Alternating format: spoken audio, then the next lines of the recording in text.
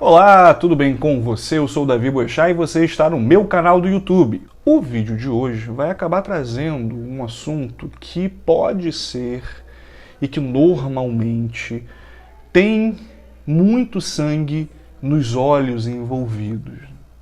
Um tema que as pessoas acabam pensando muito com o fígado, pouco com a cabeça. Um tema em que normalmente existe muito calor e pouca luz. Eu vou tentar dar alguma contribuição que seja útil. Enquanto eu estou gravando esse vídeo na noite de sábado, dia 1º de janeiro de 2022, muitas pessoas nas redes sociais comentam o vídeo publicado há pouquíssimas horas do conjunto, do grupo Vocal Livre.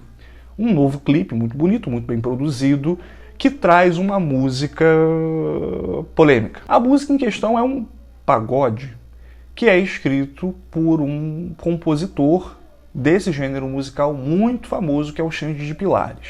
E essa música não é bem um lançamento, ela é uma regravação. Muita gente já gravou e regravou essa música, normalmente dentro desse gênero musical. Artistas conhecidos dentro do ramo do pagode, do samba. Mas quando uma composição feita por um não cristão acaba chegando à igreja, isso pode causar algumas polêmicas, algumas discussões, e eu acredito que nem todas elas sejam erradas. Eu queria aproveitar, então, essa discussão que está acontecendo para pensar um pouco com vocês sobre música e adoração na igreja.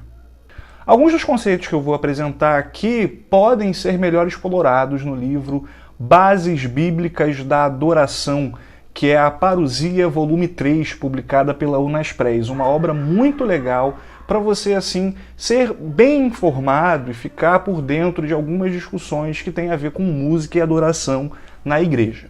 Sabe que usar música secular pela sua familiaridade com a mensagem cristã não é bem uma novidade.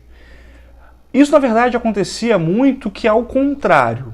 Por exemplo, alguns anos atrás, aquela música do Regis Danese, Faz um Milagre em Mim, ganhou as rádios seculares e mesmo versões nos mais variados ritmos, sendo uma música religiosa. Nos Estados Unidos, a canção I Can Only Imagine, muito conhecida, teve um movimento muito parecido.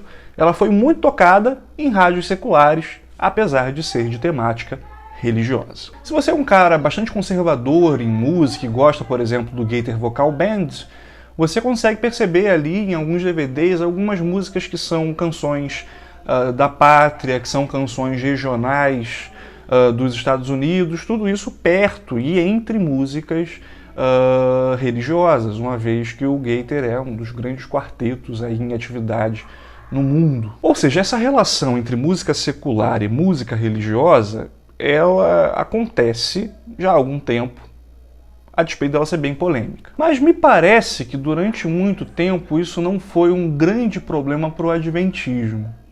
O Quarteto Heraldo do Rei, na década de 70 aqui no Brasil, gravou 2 canções seculares. O Brasil Merece Nosso Amor, que era uma canção assim, pátria até, e também Na Bahia Tem, que é uma música também regional, bem bonitinha, inclusive. Mas essa questão do vocal livre, ela tem, assim, pontos que a tornam bastante distinta desses outros contextos que a gente colocou. Talvez pelo fato do compositor não ser um cristão. Não é a primeira música que Xande de Pilares grava de tom religioso.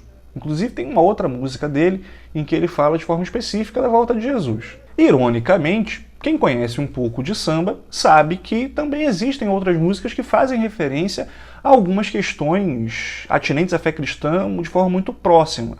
Por exemplo, o Nelson Cavaquinho foi o compositor da música Juízo Final, que acabou ficando conhecida pela voz de uma cantora que era, enfim, de religiões afro, mas que apresenta um anseio pela volta de Jesus ou pela resolução do problema do mal de uma forma assim bastante notável. Mas até agora, enfim, a gente não acabou não lidando muito bem com a questão do vocal livre. Eu sou alguém que gosta muito de música, e eu entendo que a música secular tem um papel legítimo na vida do cristão. Essa, inclusive, é a visão da Igreja Adventista do Sétimo Dia, que entende que a música que não é criada para o ambiente de adoração, ela é legítima no contexto da vida do cristão. Ela precisa apenas ser correta, precisa ser boa, representar bons princípios e valores. Mas, naturalmente, na vida a gente vai ter necessidade de expressar sentimentos, emoções que não vão encontrar espaço dentro da música religiosa. Essa talvez seja, assim, uma lição importante da gente tirar. Música secular tem um papel legítimo na vida do cristão, ainda que muitos cristãos prefiram, talvez, não se relacionar com ela. O problema mesmo é quando a gente condena o uso da música secular na vida comum. Ao mesmo tempo, existem discussões também muito presentes a respeito de que tipo de ritmo, que tipo de gênero musical vai ser legítimo para a vida do cristão. E aí isso tira a discussão sobre os valores que estão sendo colocados na música e traz a discussão mais para o aspecto técnico da música. E eu não pretendo me aprofundar muito nisso. E por que não pretendo? Porque eu acho que isso é uma discussão para músicos. E eu não sou alguém com habilidade técnica para discutir a respeito disso. Ao mesmo tempo, eu entendo que existem alguns pressupostos e alguns axiomas que acabam sendo bastante problemáticos nessa discussão sobre ritmos. Por exemplo, aqui no Brasil, alguns anos atrás, foi distribuído assim de uma forma muito maciça um livro voltado aos anciãos. Nesse livro havia algumas afirmações muito problemáticas, tanto do ponto de vista de técnica musical, quanto do aspecto de ciências humanas da coisa. Esse livro, por exemplo, dizia que a escala pentatônica, que é muito comum aos negros, era algo que não deveria fazer parte da música cristã, uma vez que ela teria origem demoníaca. Esse livro também afirmava, literalmente, textualmente, que a música adventista, que a música do remanescente deveria ser uma música europeia, uma vez que essa música é mais elevada, mais complexa, mais adequada. Eram afirmações que mostravam um tipo de posição cultural, mas nunca uma posição teológica. Era a exaltação de uma cultura em detrimento da outra por razões meramente culturais. Uma questão que alguns especialistas da área de ciências humanas poderiam chamar de colonialismo. E corretamente diriam que isso está errado. O Nelson Rodrigues, que foi um importantíssimo autor brasileiro do século XX, dizia que o brasileiro sofre com um complexo de vira-latas. Para muitos que vivem aqui, tudo o que é brasileiro não presta. Tudo o que é brasileiro é ruim. Tudo o que é brasileiro é demonizado. Nada presta. Isso, é claro, atinge a forma como a gente vê música. Muita gente que frequentou conservatório olha para a música brasileira com um desdém absurdo e acaba misturando isso com um tipo de visão teológica do remanescente, dizendo que apenas alguns tipos de música, normalmente europeus, são úteis e corretos para adoração, enquanto o resto, tudo demônio. Eu acho que essa é uma reflexão que é importante a gente fazer. O quanto alguns condicionamentos culturais são feitos e acabam demonizando aquilo que Deus silenciou sobre. Ao mesmo tempo em que a gente precisa ter o cuidado de diferenciar o que é teologia de fato daquilo que é inclinação cultural e apropriação da teologia para visões até mesmo racistas a respeito de muitos temas, a gente tem que pensar um pouco seriamente acerca da dedicação daquilo que é ofertado e entregue a Deus em adoração. Ao mesmo tempo que eu consigo entender que alguém goste de MPB, tenha admiração por Johnny Alf, por Tom Jobim, que goste de ouvir Taiguara, que goste, enfim, e que tenha uma apreciação pela música do seu país e até se proponha a produzir música religiosa, considerando aquilo que é produzido na sua própria cultura, me preocupa que a gente comece a importar conteúdo que não foi produzido para adoração, para dentro de um contexto de adoração, trazendo até mesmo problemas que são teológicos, comuns a uma religiosidade popular, para uma visão adventista ou para uma adoração cristã, num sentido mais geral. Nelson Cavaquinho foi muito feliz em compor Juízo Final, mas eu acho que seria muito estranho ouvir essa música num apelo depois de um sermão sobre a volta de Jesus.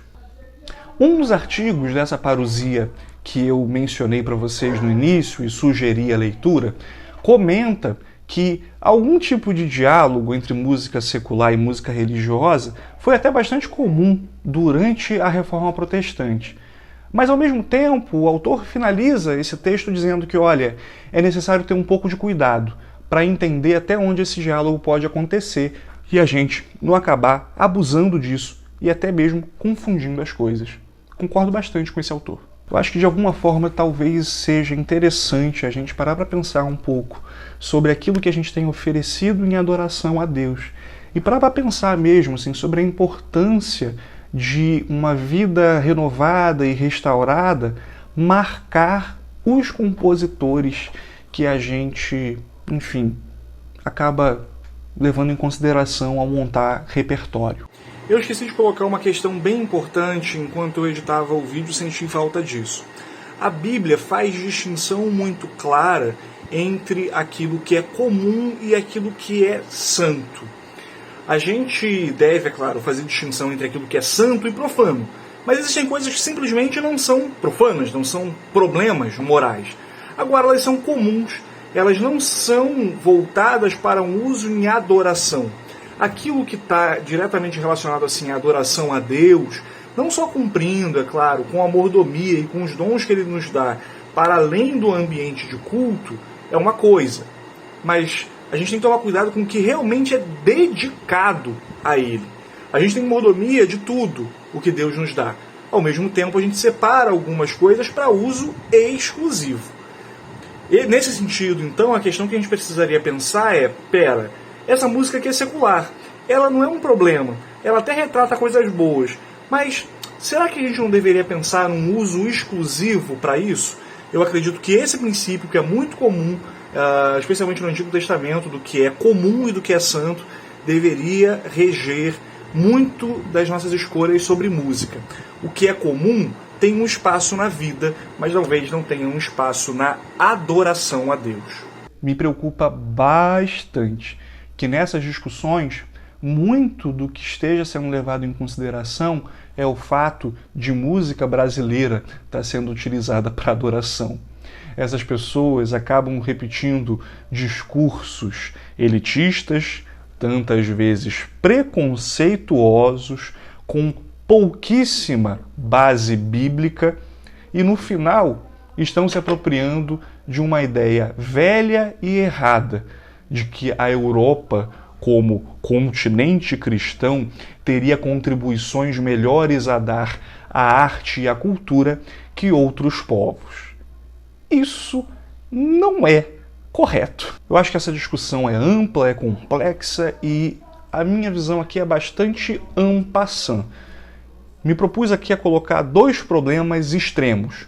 O daquele que acha que não existe uma barreira entre música de adoração e música secular, e também o daquele que olha para tudo que é nacional e pensa que é pecado, que tudo é demônio.